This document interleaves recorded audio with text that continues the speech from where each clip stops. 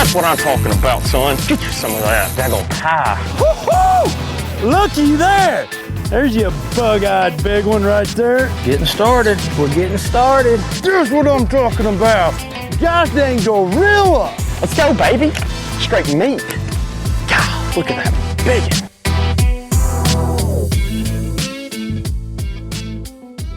All right, welcome in everybody to the BAM Pod. I'm Big Ed, your host, and on the line tonight we have got Cliff Crochet. He is on his way to a team tournament, and he's going to be talking with us, so bear with us if it kind of cuts in and out, but I will try to make it as clean and crisp as we can. Cliff, thanks for coming in today, man.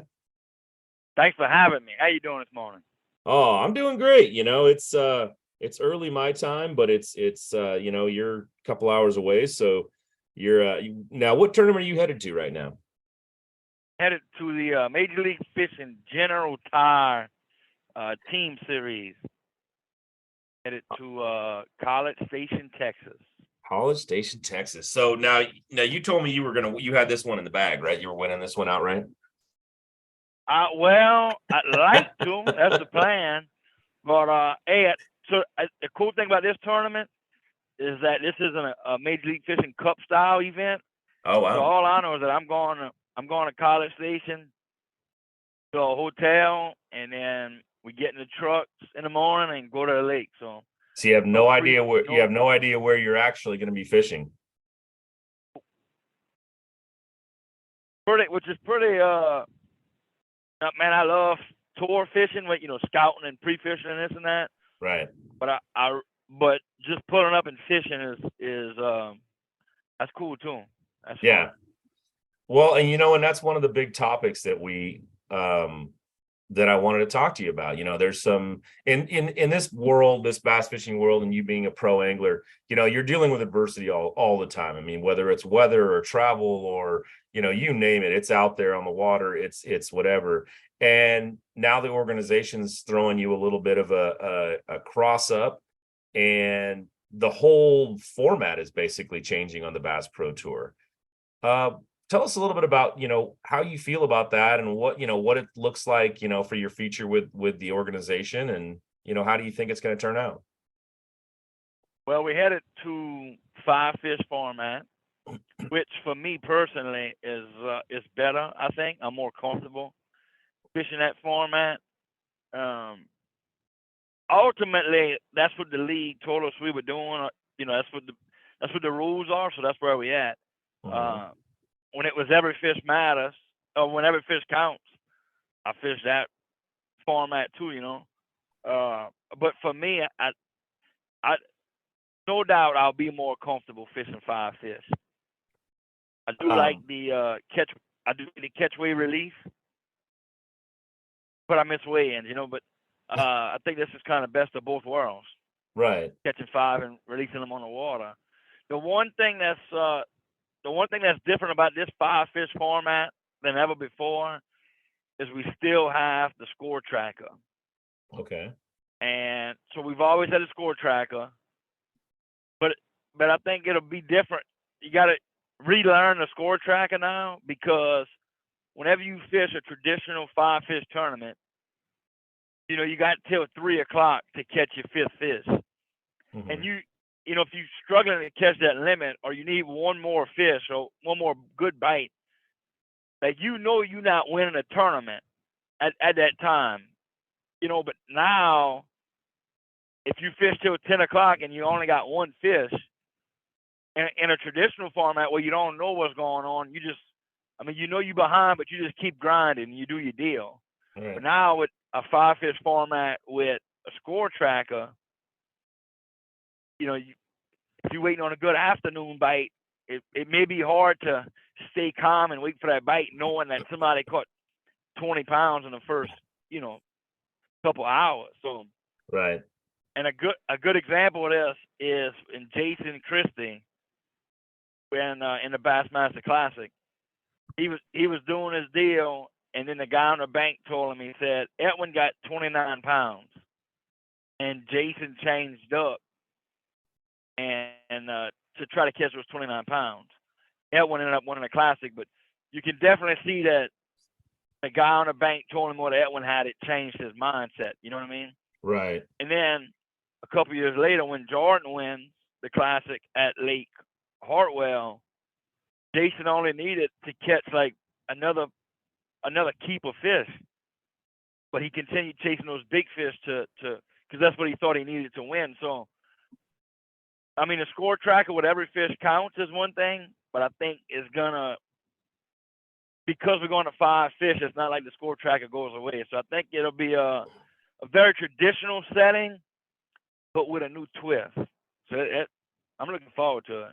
I was gonna say, is that something? I mean, you've already said that's gonna make you feel a little more comfortable. It's gonna be something you kind of go after.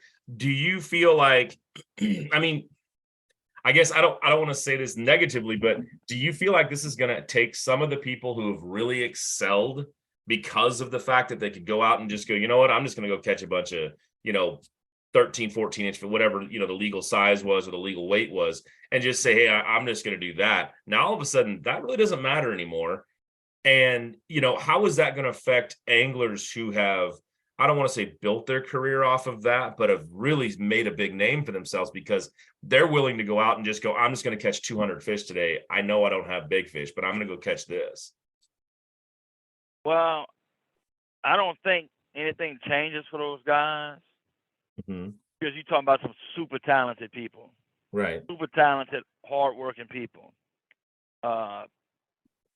So you take a Wheeler, a Connell, a Art Defoe,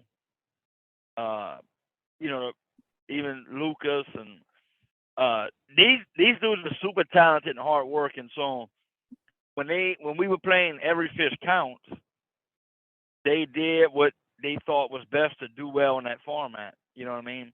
Right. But they super good fishermen, super talented, work hard. You could put them in a 18 fish tournament, and they still could do the deal. You can put them in a 2 fish circuit. They may change their tactics a little bit. Mm-hmm. But I mean they just they're good fishermen, good athletes, and you got to beat them no matter what. But I do think at a certain point it changes techniques a little bit. When we went to Every Fish Counts, when we started that, there was a belief that flipping and frogging and chatterbaiting that everything would die and shaky heads would go to the top.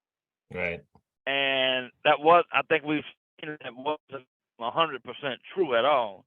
And now we're going to 5 fish, and there's a belief that now you're going to start seeing, everybody's going to throw a glide bait, and everybody's throwing top water all day.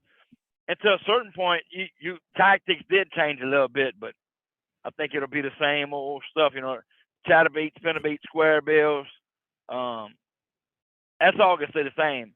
I do think people will approach tournaments different. A prime example of that would be Smith Lake. Mm-hmm. Wheeler did well at Smith Lake. He was catching scoreable fish, and he was purposely targeting scoreable fish to do well in the tournament. If we go back to Smith Lake at that same time of year, maybe he don't catch them fishing vertical, looking at them. Maybe the technique changes to dock fishing, or who knows. So I think the techniques change a little bit, but the same guys are still gonna be, the same guys are still competing. People will still get on hot streaks, and people get hot and cool off and all that. Can't forget, the group of fishermen you're talking about. There's some world-class dudes in there. So no, and I'm not trying to get it done. Yeah, and I'm not trying to belittle them or take away their skill. It's just a different, it's such a different way of looking at it. It's now you're talking, and I think that a little bit of this too is going to be the fact that there's the score tracker still there. So yeah, you're going to be out there and Cliff's sitting at the top and he's got, 25 pounds, and you're whoever down there at the bottom going, shoot, I need 25 pounds. You have to adapt, you have to take into the consideration, and all of a sudden you got to change everything, and I'm just wondering how many guys are going to be able to, I guess you don't take that away anyway, because that's what's going on at every tournament, no matter what, whether you know what the guy has or doesn't. You know, you're always going to be out there grinding, trying to get your best 5 fish now. But that's, you know, I'm not trying to take away from their skills. I'm just trying to say, are there going to be guys that go back to excelling a little bit more who didn't excel quite as well at the every fish counts, you know? Yeah, I think it will. Yeah, I think you see some I think you see some different guys pop up. Mm-hmm. And I think you see some different dudes. Maybe, I think it changes a little. It'll be interesting to see. That's for sure.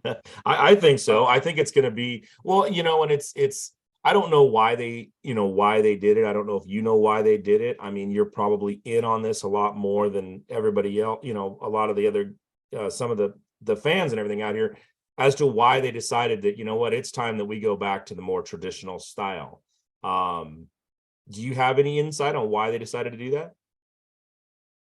Yeah, well, I can tell you what I know. I know there was a discussion amongst anglers, because we have an angler board, and we got, you know, leaders that take, I don't want to call them issues. It's something, you know, set up like a democracy to a certain point. You know what I mean? Correct. So you have leaders, and if you have a concern or think you have something that can improve the league or whatever, you go through a chain of command and you get it to the board, and the board brings it to the league and it's discussed and vetted, and then sometimes, you know, the anglers' opinions get shut down, and sometimes they take our opinions and we vote on it, and we go forward. So I know there was a conversation with anglers about fishing 5 fish, and that was brought to the league, and then the league did some research, and they brought it to a vote with the anglers. Most anglers wanted to go to 5 fish, and the league thought it was a good idea too. So that's the direction we went. Okay. For the that's for Bass Pro Tour, regular season Bass Pro Tour events, and then heavy hitters and the team series will still be every fish counts. And what about the cups too, right? That's but the cup / team series will be every fish count. Okay. Yeah, that's what I was kind of wondering. You know, because rumor out on the thing, you know, on everything is that there was a talk about a lot of anglers saying, you know what, this just isn't working for me, and I'm going to switch up, and I'm going to go back to maybe one of the other events or one of the other, you know, tours, because this just isn't working for me. It's not my forte. It's not what I do. Do you know anything, I mean, about that? If guys were just like, you know what, I'm done with the every fish counts thing, and I'm going to go try, you know, I'm going to go back to 5 fish because it's what I feel comfortable with. You know, honestly, you hear some rumblings about that. Mm-hmm. But I can tell you that I'm going into year 14. Yeah. Year 14 between Major League Fishing, the Bass Pro Tour, and the Bassmaster Elite Series. Mm-hmm. And at the end of every year, no matter what was going on or not going on, there was always a group of people that were leaving. Mm-hmm. And I think that's just human nature. People complain or get aggravated or whatever. So, I don't know if that was a group of people that was really leaving, but I've heard that for every year for the last 14 years that I'm leaving at the end of the season, and then come to find out, you know, 2 or 3 guys move on, and then it's all good, you know. Right. Well, I mean, it's attrition. People are going to go back to what they know, or they're going to go try something else, or think they're going to get treated a different way, or, I mean, it's professional fishing. I mean, there's other options out there. Fortunately, there are other options out there.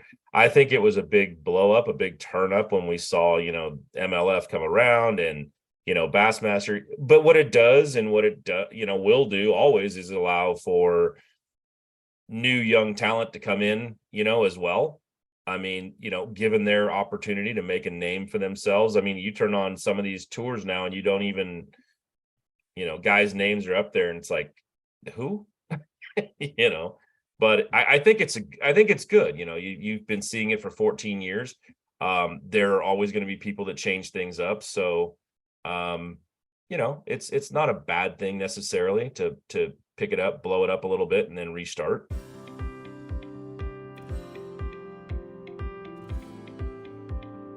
We have a process that we call simple price, simple process.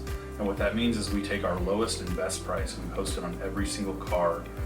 There's no back and forth. And by simple process, what that means is when you meet somebody, they can handle every aspect of what you do in your car transaction buying experience from beginning to end.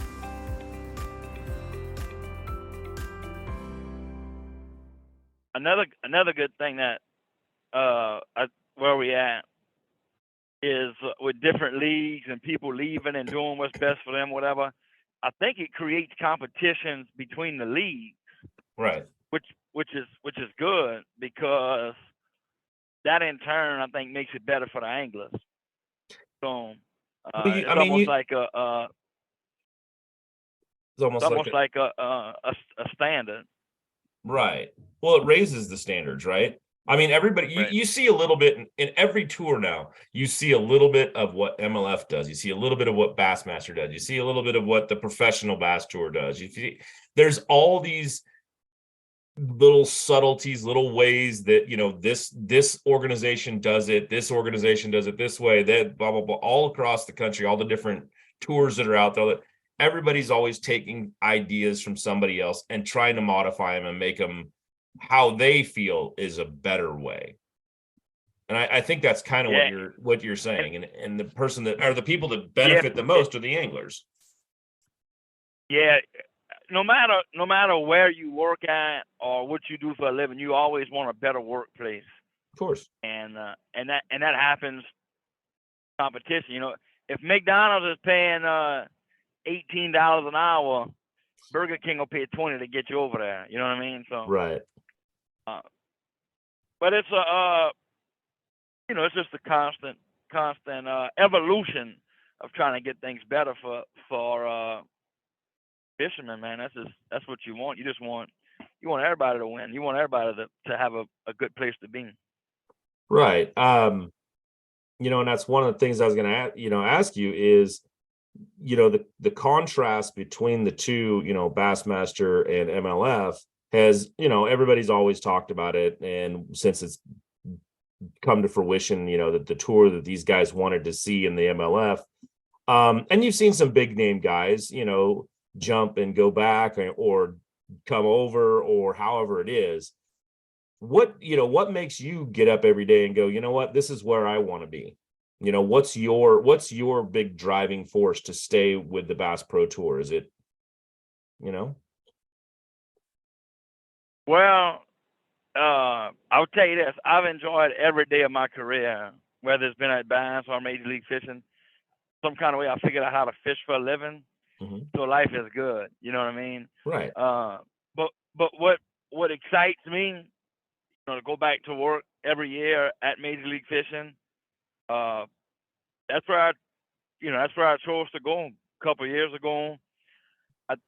What I liked was the long-term vision that we were presented with, the opportunity for growth and exposure. Exposure was a big deal between the Bass Pro Tour and the Cups. Mm-hmm. I mean, there's a lot of TV time, and you just gotta perform to get it. So that's one thing that I really like, was the amount of exposure they had, and two, I tell you this, it don't really matter where you fishing at. Mm-hmm. For me, I mean, I'm at Major League Fishing. I like it. It's a competition. The competition is still what drives me. That's the right. Man, if you wanted to compete to see who drinks their water fast, we could do that too. Competition is what gets you, man. That's what gets me, is the competition. Now, I don't want to read into this too much, but when competition drives you, you want to fish against the best. You want to fish against you want it. I guess if you go to a local 5-team club tournament and you win, being Cliff Crochet, it doesn't really mean anything. It's like, hey, I did it. Yeah, cool. I should do it. But if you're going up there and you're fishing against some of the top guys in the country, it means a little bit more to win that event. So you position yourself in a place where you can compete with the best guys on the water, the guys who are out there. Is that mostly what you are saying right now? Yeah. No, so like competition is competition. I love it. Like right. Whether it's 5 fish at home or Bass Pro Tour or Elite Series, and man, I grew up playing sports, and I got young boys now playing sports. I'll come back to the topic. Just hear me out. Yeah. Man, like to compete, like if in fishing tournaments, we put our money up, $100 or whatever to go fish. Right. Whether it's 100 or 10,000, like we agree to compete against each other. So it don't matter where we at or who it is. Mm-hmm. We going after it. So like the competition drives me. Now, back to the yeah, I mean, like when I made the switch to Bass Pro Tour, yeah, it mattered to me that Kevin was gone, Gerald and Hackney were there at that point, Biffle, Big Show. Yeah, I wanted to fish against them dudes. Ike and Nelly went. Andy Morgan was gone. Fishing against those names. Yeah, somebody at my age that grew up at my time, those are the dudes you want to fish against for sure. Right. Yeah, I'd be lying if I tell you that didn't pump me up. Now, with that being said, other dudes at Bass and NPFL and those places, they've made their names and they're growing up and that type of stuff. And there'll be kids that people that follow it at a certain point, and people will build their names, and that's who people want to fish against. But for me, to fish against the names that I grew up with and watching and idolizing, yeah, that gets you moving in the morning for sure. Yeah, I mean, I remember, when I first started tournament fishing, that it was the same thing out here on the West Coast. When the guys that the Gary Dobbins and the Skeet Reese and the Jimmy Reese and all these guys that are out there, it's like those guys would show up to a tournament. I mean, half the field would, like, well, I should just give them my money and walk off, and other people like myself were like, why? His money spends just as good. I want to take that guy. I want to go against them because they are what we consider the best out here, and what we, and they've proven over time. And so if I can take that guy, if I can finish above him in a tournament, Ish Monroe fishes out here a lot. So when I go to a tournament and I'm fishing against Ish and I get to beat him or I get to come ahead of him, I mean, whether I get the win or not, it's like, hey, at least I accomplished something. So that's that feeling. And, I know exactly what you're talking about, because so like when you fish those tournaments and you got those dudes you want to beat, like back to the competition deal. When you start fishing tournaments, it's about competition and doing well and working hard and like competing. You know what I mean? Right. So you got those guys that you want to beat. That's who you measure yourself against. And then, fortunately, I've done well and created somewhat of a name for myself, So when I go back and I fish tournaments and somebody says, man, I beat Cliff, I finished higher than him, I took his money. I'm like, I take that as a compliment, because if you worried about beating me, obviously you respect what I've done. And I'm like, so I take that as a compliment. Nobody likes getting beat, but I'm like, well, I'm thankful that this dude acknowledges that I work hard, and obviously I made some type of impression on him. So, at one point you're trying to beat that dude, or are you trying not to get beat? Because the dude wants to beat you. So it's all good. Or it's cool. But back, we talk about like where like why do you get up and what still gets you going. Yeah. The competition is the deal. Like man, when I go fish a tournament, Mhm. and you know, I got kids now and that type of stuff, so I don't fish as many local tournaments as I used to. I mean, that's just life for people, you know. Yeah. Hell, we used to fish 40 a year. Now I fish probably, you know, I don't know, maybe 12 tournaments a year, 15 tournaments a year. Right. But I try to fish because of life and family and work and stuff. You know, Yeah. you fish quality over quantity. But man, I love that. Get that rush, that like you cock in, going to work. You know, you get excited, man. It's quality over quantity for me now. But Right. man, it's almost like Well, it's just like a football player goes through a routine stretch, goes Yep. through his deal, and then at 7 o'clock, Saturday night they kicking it off. You know what I mean? yeah. Build up to 7 o'clock and you get going, and it's the same thing in fishing. I love it. I was a sports junkie when I was a kid, right? Right. I was supposed to go play football in the NFL, but that didn't work out. I just wasn't good enough. You know what I mean? It Right. didn't take me long. I figured out at about 8th grade. I'm like, look, dude, you're not gonna be an NFL football player. Just know that. But man, I enjoyed playing sports, and Mhm. I played football in high school, which I thought was the end all be all. I mean, I thought that was life, but I didn't know what else to Yeah. do after that. You know, Right. the competition really. I love competition. I love it. Well, and and I think we talked about this the last time that I interviewed you, and just when you talk about fishing and competition is it just hits some people different ways, like yourself. It's like competition is what drives me, that getting out there, getting that feeling, going through the motions of everything, just going out but we also talked about the guys that just love to go fishing, that just love to be out there. And there are so many people, that enjoy fishing nowadays. And I'm really watching the women's events. I'm watching them come up, and I'm seeing the certain ladies out there that are really starting to show their colors of how much they want to compete. And it's one of those things that I think when you talk about competition, very few people get as deep as you get, like you feel that competition, like you want it, you just want it. And I think this sport gives you such an opportunity to have that, because you can just take it to a small tournament and you still feel like you're like, I gotta go out there, I gotta win.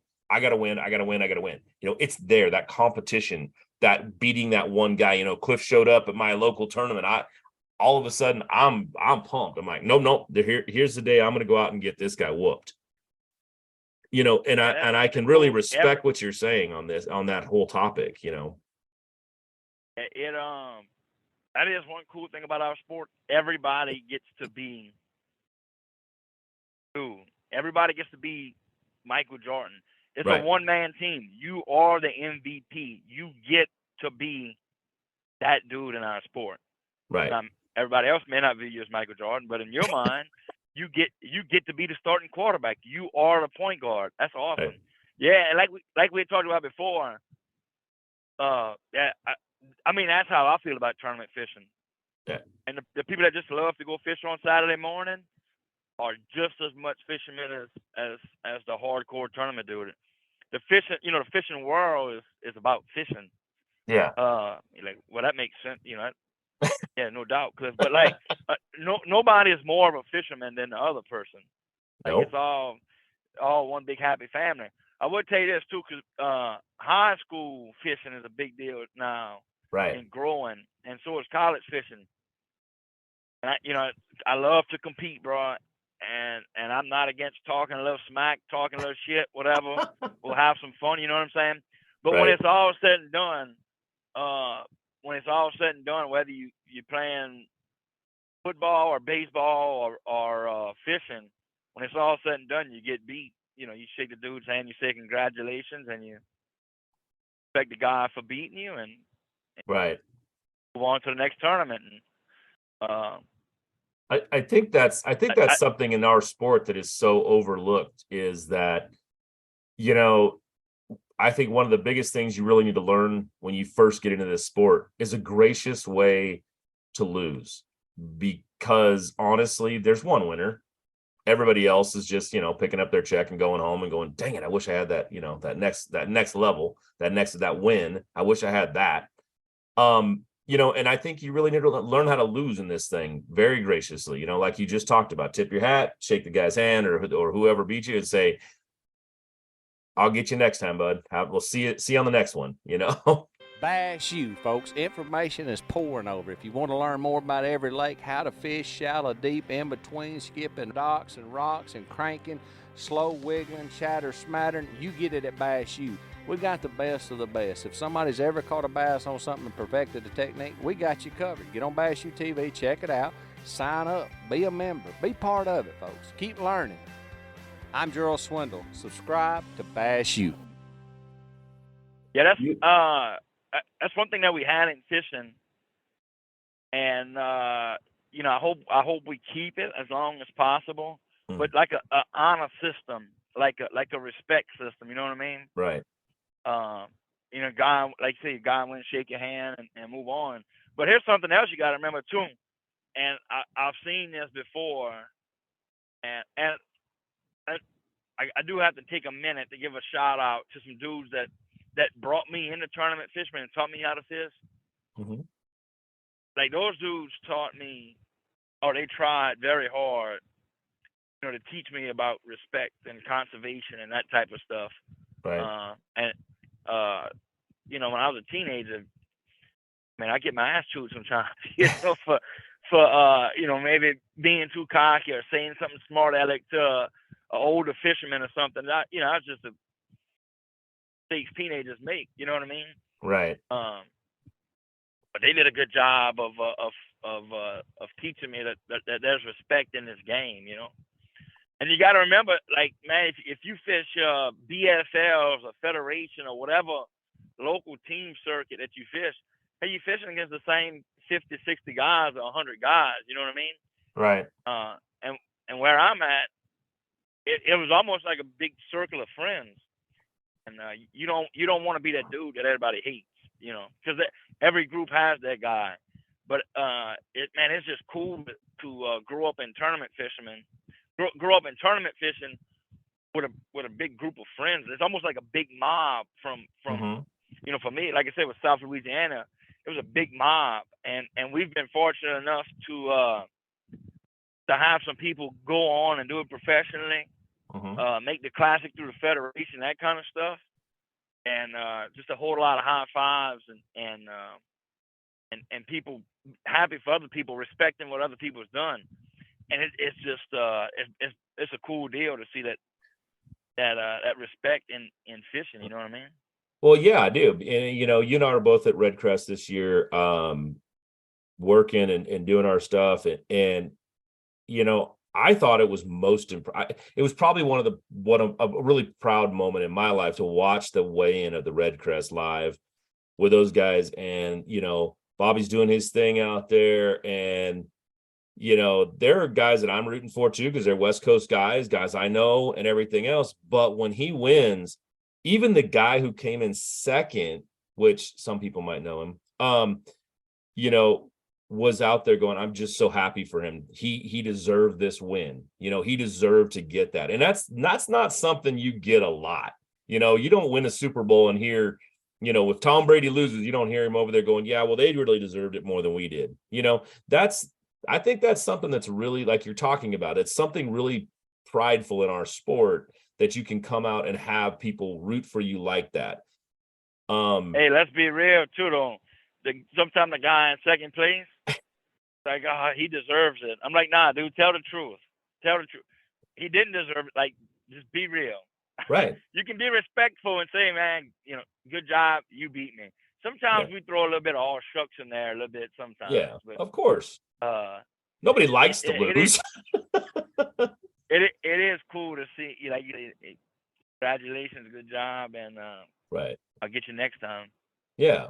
No, and I thought it was really impressive to watch how a lot of the guys that were standing there who had, been eliminated from the tournament or hadn't made it or whatever, were in that, in that arena in Oklahoma watching it and were just ecstatic that he walks away with that, Hey, So you want to hear a good story about that? Yeah, And absolutely. so in 2010 on the Elite Series, I got beat. Jason Williamson beat me by 2 ounces. Mm. And he won the tournament. And on his home lake and stuff, and it was a good deal, so life goes on, and I thought, dude, I was crushed. I cried. I cried backstage, dude. I was crushed. I mean, it's tough to win, you know what I mean? Mm-hmm. And so anyway, like the next week, I'm at home, and my phone rings. And I don't recognize the number. I answer the phone, it's Oklahoma number. I knew that, 918.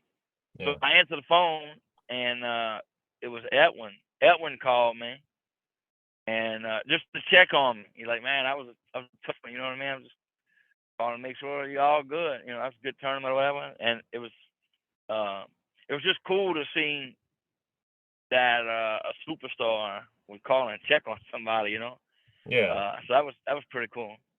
That is, I mean, and that's what I'm talking about is it's this sport really is like a brotherhood in a lot of ways. Not to exclude the ladies out there, because there's a lot of them out there that are coming up that are good, but it is a group of people that get together and respect the work and understand the work. I think that's one of the things, even the guys who have won, the guys who have, climaxed the top and had the the win. I mean, you look at guys, rest in peace, my friend. But Aaron Martins, Mr. Number 2 forever. It's like, how does that guy get through all that and keep getting that second place and keep doing it? And then when he finally wins, I don't care who you are, you're rooting for the guy, because it's like, no, this guy deserves a win. He works and works and works, and he finally gets the win, and then it's like it comes to truth. But I think that's something that you see here that I don't see in a lot of other sports. They become so much, team against team, or people, and you don't see a lot of the back, behind the scenes and that sort of thing. But with bass fishing, the way that, it comes around. And I think that's one of the things that really made it so hard with this recent incident on the walleye tour, to such a slap in the face to so many different people, and to give a big giant black eye to fishing in general. That cheating in this sport is not okay. And I think that you would definitely agree with that. It's not worth it. Yeah, somebody, like the walleye dudes, and if anybody intentionally cheats, puts fish in a cage, puts weights in a fish, I ain't got no use for them. Right. Like, it's totally against the spirit of what we do. And I hope anybody that takes part in that, life is full circle. Life is full circle. Yeah. Oh, I'm sure they'll get they got coming to them. But I want everybody out there. I want people to understand. It's like, when you get out there, if you see something like that, you got to report it. You got to, whether it's anything, like you said, putting fish in a cage and anything like that, don't be afraid to step up and, say, hey, this is what I saw, let them explain themselves out of that, but, put it out there. I think you're obligated to do it. This is an outdoorsman. Yeah. I mean, this is a sport that, like you just said, this is honor. I mean, there are times when you're on that boat by yourself, or you're, it's just you and your teammate or whatever. And if you decide that this is how you're going to win, you need, I'm not good enough to win, so I'm going to cheat to win. At some point, there's got to be some kind of, recognition that that's not okay. Who was a guy in California snagging them, but saying he caught all these big fish? Was it Mike Long? Was that his name? I believe it was Long. Yeah. Yeah, And we'll put him and the walleye dudes together. And yeah. Oh, and my, but the guy that caught the world record down in, down south, hooked it outside the mouth, took a picture of it, put it back and said, nope, didn't do it right. Gotta put her back. And, and then, 6 months later or whatever, they find her dead. And it's like, and it wasn't because of what he did. It was just, she got old. But it's one of those things. It's like, you got to respect that more than you do, the other guys for sure. It's just, that's the way it should be. It's like, oh, well, that happened. Let's try again. Yeah. So yeah. I didn't really, I really want to get off on a tangent of cheaters, but it's one of those things that, with this sport and how great it really can be, and how really, I think it's one of the purest sports we actually have, because of, it's you against something else. It's you against the fish. It's your talent, what you can do, what you can figure out against, against something that has zero interest in being taken a picture of. all of that sprinkled with a little bit of luck. Yeah, right. That's what makes it. Yeah, all of that plus a little bit of luck sprinkled in there. Yeah, I mean, we just had a tournament out here, one of our championships, and the guys, were going down and on a lake, Lake Shasta, and they get a 10-pound fish. They get a 10-pound largemouth, and basically lap the field with that, because most guys were catching, 10 to 12 pounds the whole day. Their 5 fish were 10 pounds, 9 pounds. That was the middle of the field. That was what everyone. And these guys come in and they get a 10, and it's like, every once in a while, a little luck peeks out, because that's not skill.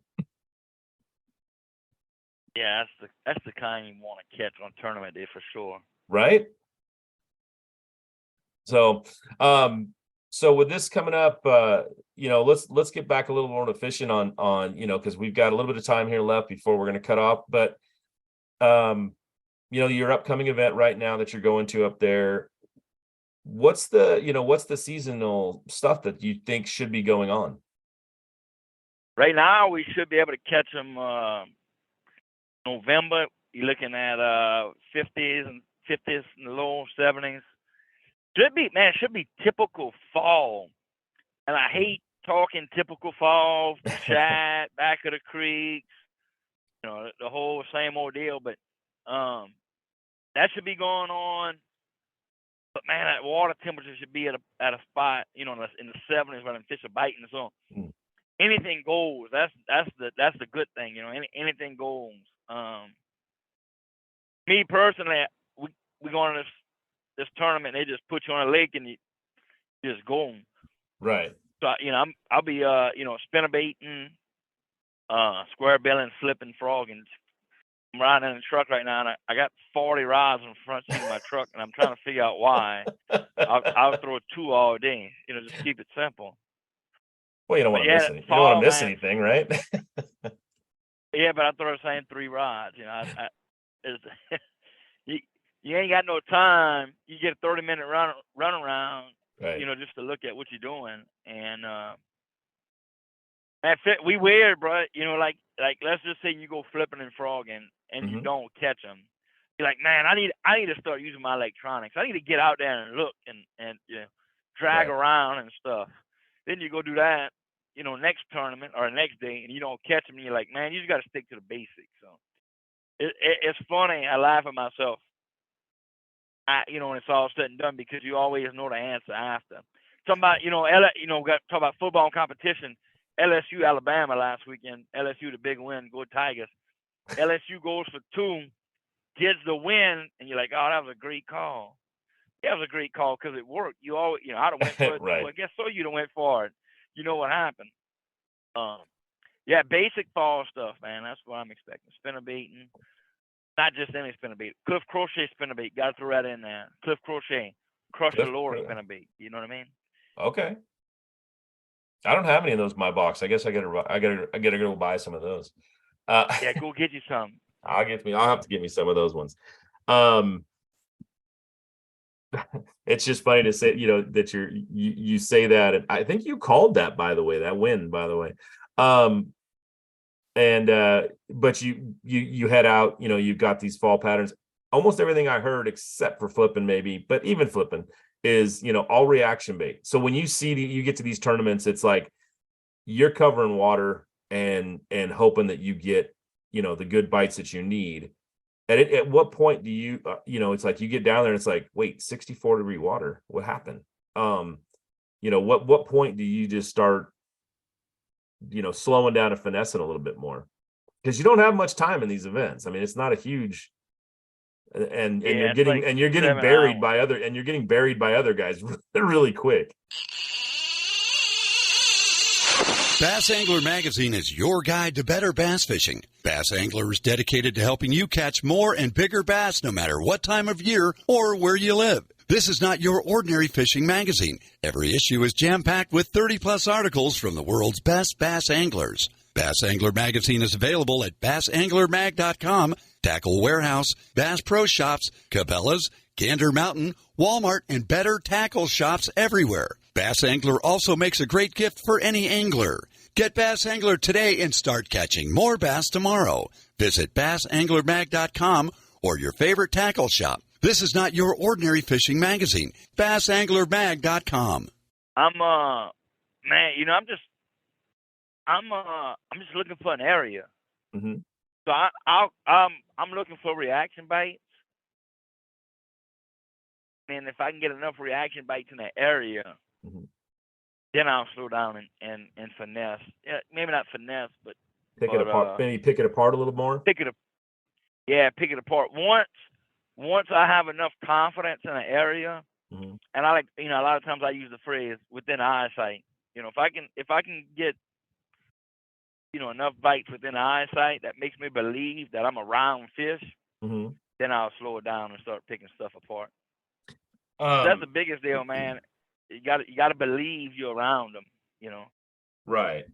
to be able to slow down. Or I do anyway. So if I can get 2 or 3 bites within a you know, a short time, I'm like, all right, here we go, let's do it.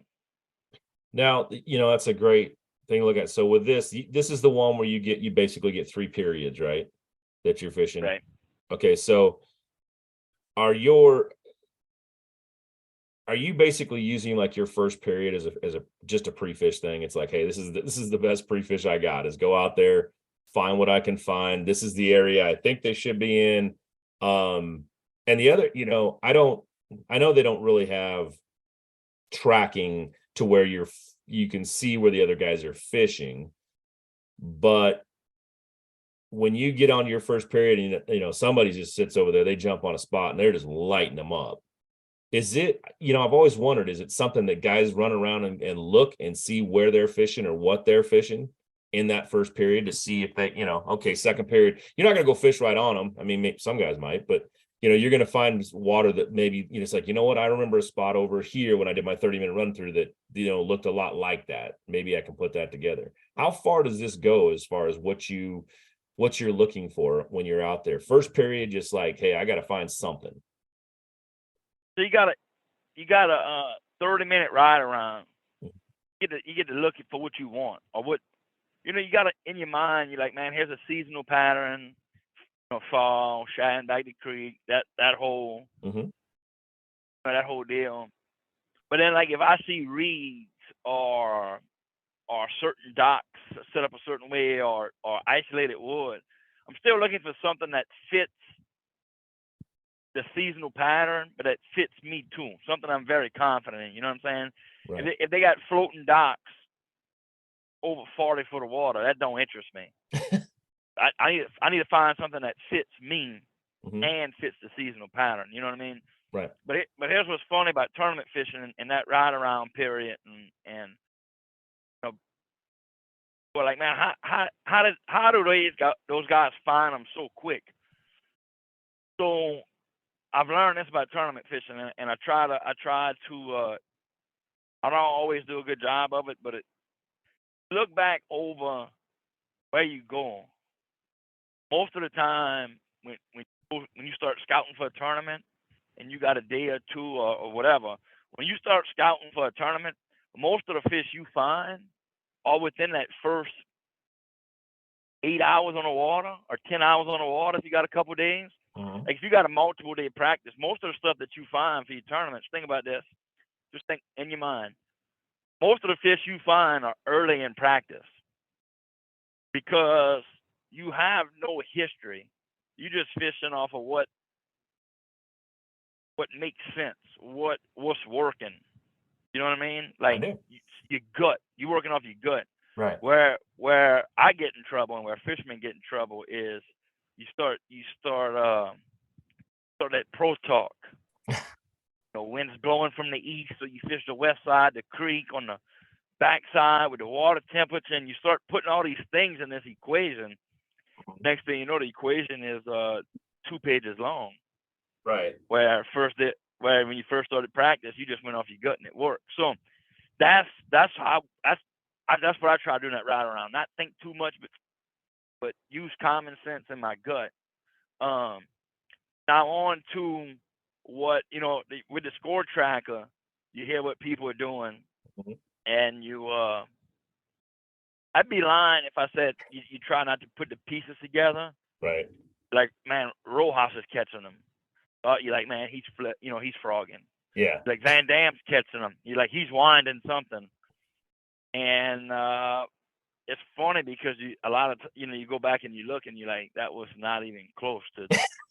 That's not how it went down. Yeah. So, I try.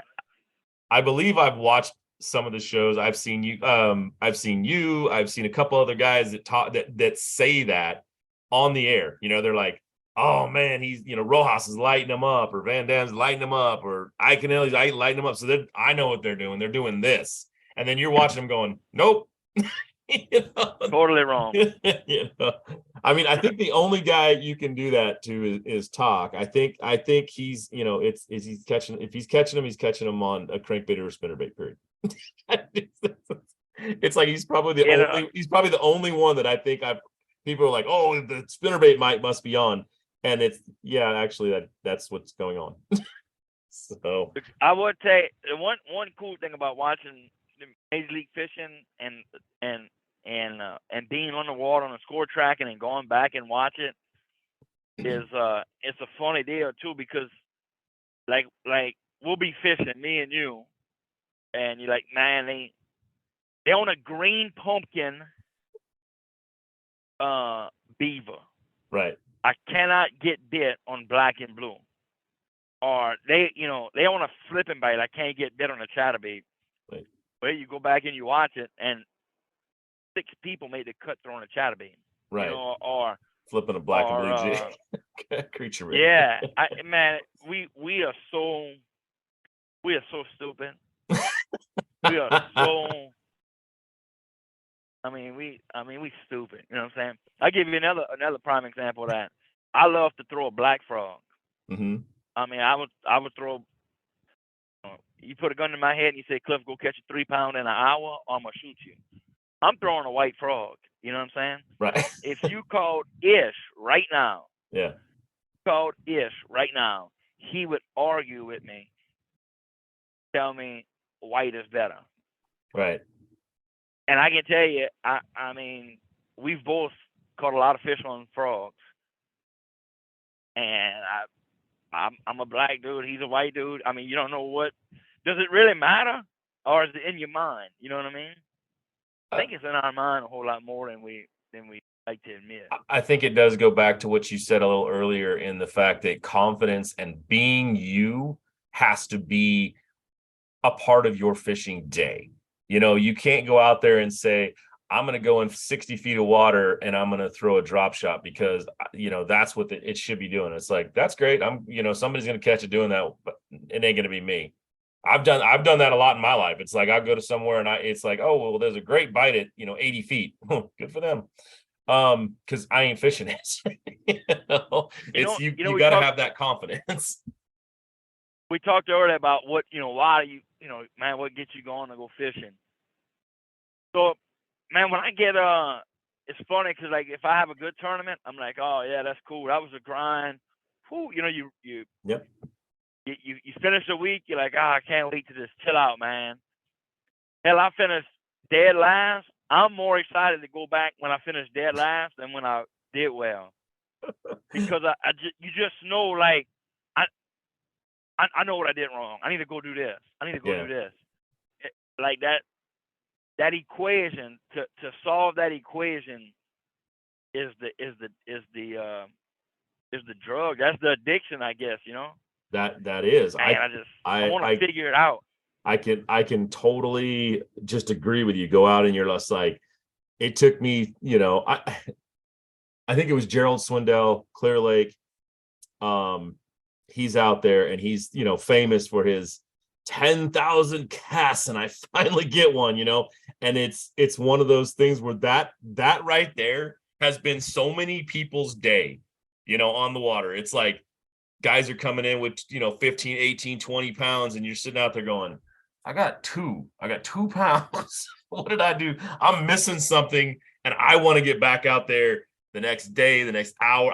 It's like, don't stop yet. Let's keep fishing for a little bit. I can figure this out. Just give me that minute. Just give me a minute. I'll figure it out. But I know what you're talking about, because that right there is the, you know, the drive to this is figuring out the equation and getting those fish in the boat. Yeah, hey, we was talking earlier, going back to the earlier conversation, we talked about 5 fish and every fish counts and this and that. Man, what's really cool about both formats is, like, so if you fish 5 fish, get 5 bites. Mm-hmm. You had a horrible fishing day.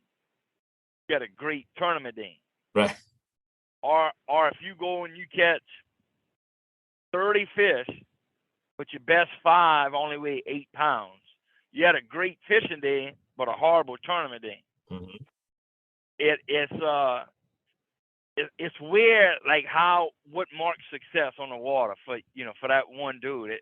Right. It's just or like on a 5 fish tournament, you know, I'm like, man, you must be excited. You're in 3rd place, or hell, you leading the tournament. You're like, man, I only had 5 bites.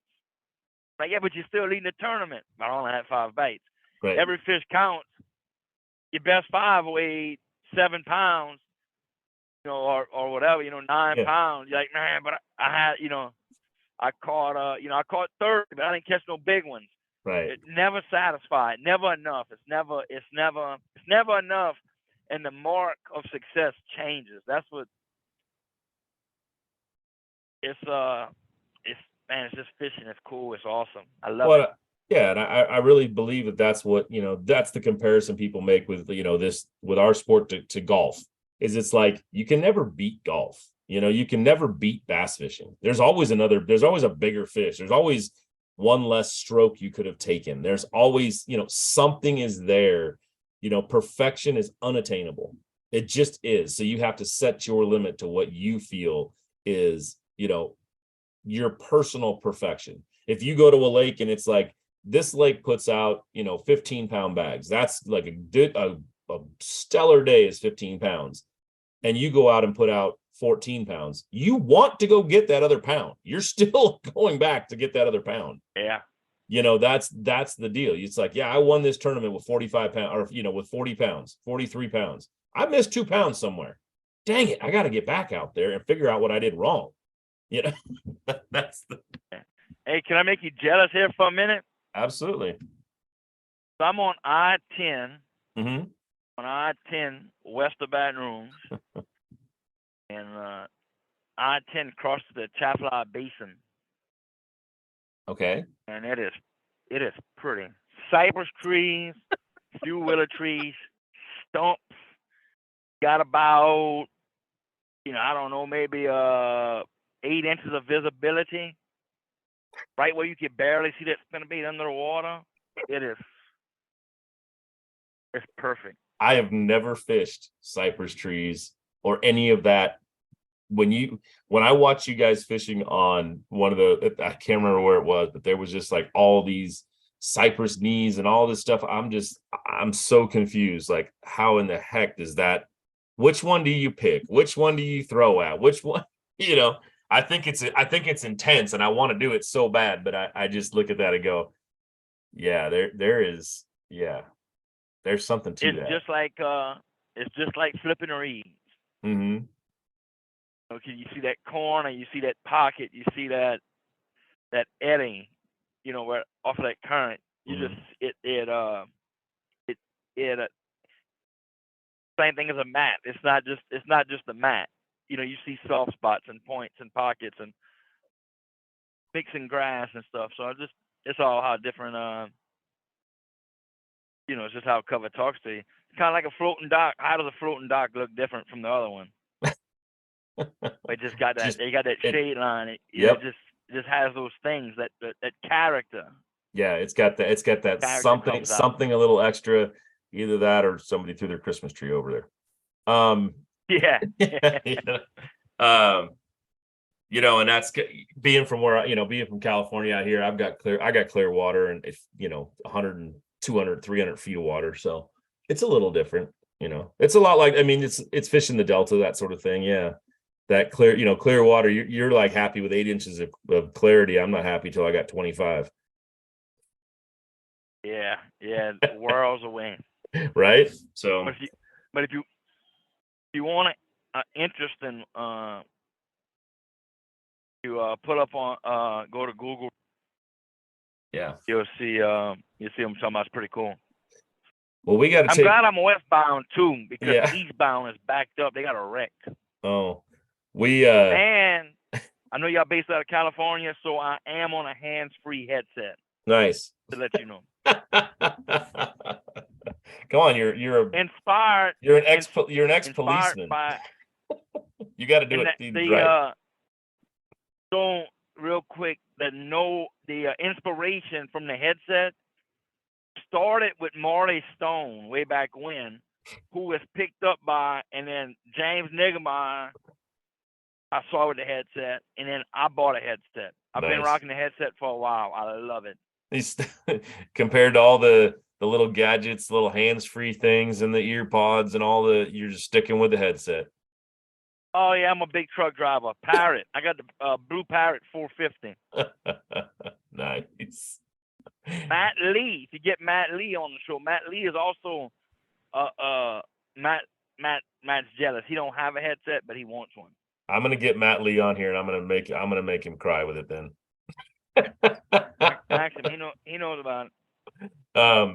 I'll tell you what, I do want to ask you about one thing, because I saw this at Red Crest, and it's your deal. You made a reel. You designed or helped design a reel with no drag, no give, no nothing. You're talking about flipping that water, flipping the reeds, flipping those. Tell me about your reel real quick. The last thing we're gonna do. Tell me about your reel, because so the reel intrigued. Is it's made by Cast King, and it's called a deadbolt. It's available on our website. So what I wanted in a reel was, this is a performance casting reel. It's got a line guide. It's got a pawl system. It's got a centrifugal braking system. It's a performance casting reel. But what we did is we took the star drag off of it, so that it is locked down. It is a deadbolt. It's not moving. And the reason why I wanted to build this reel was because I got, over the course of a year, you're going to get a couple bites that you set the hook, and the drag has backed off on you through vibration on the road or highway or whatever. You thought your drag was tightened down, and for some reason it's not. Mm-hmm. So that was one reason. And then another reason I wanted to build this reel is because with the most of the fishing I do, flipping frog in square, even like a square bill, a buzz bait, a whopper plopper, anything, any type of power fishing, I was locking my drag down anyway. Right. So I thought, if I lock it down anyway, let me just take this chance of failure out of the equation. And went to Cast King with the idea, and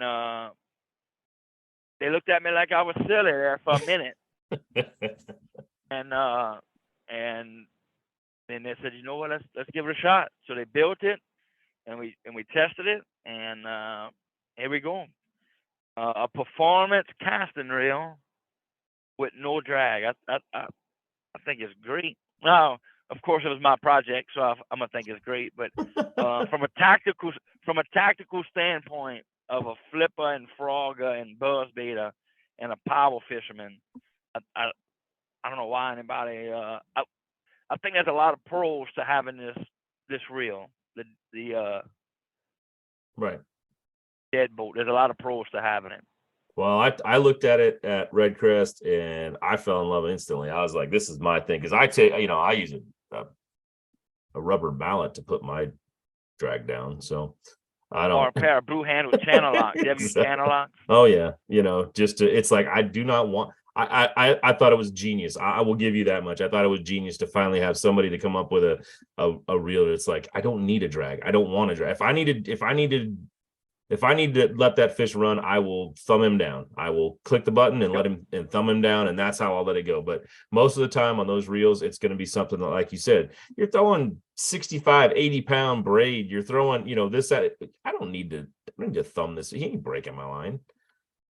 Generally, anything from 15-pound fluoro to braid, I'll throw that reel. Now, if I'm throwing a jerk bait on 12-pound line over a long point, I definitely want something that's going to give a little.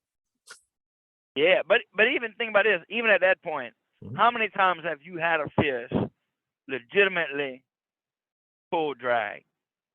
Yeah, very, very few times. Very few. Very seldom. And then if you do have to give that fish line, you thumb him at the boat. So, it's not a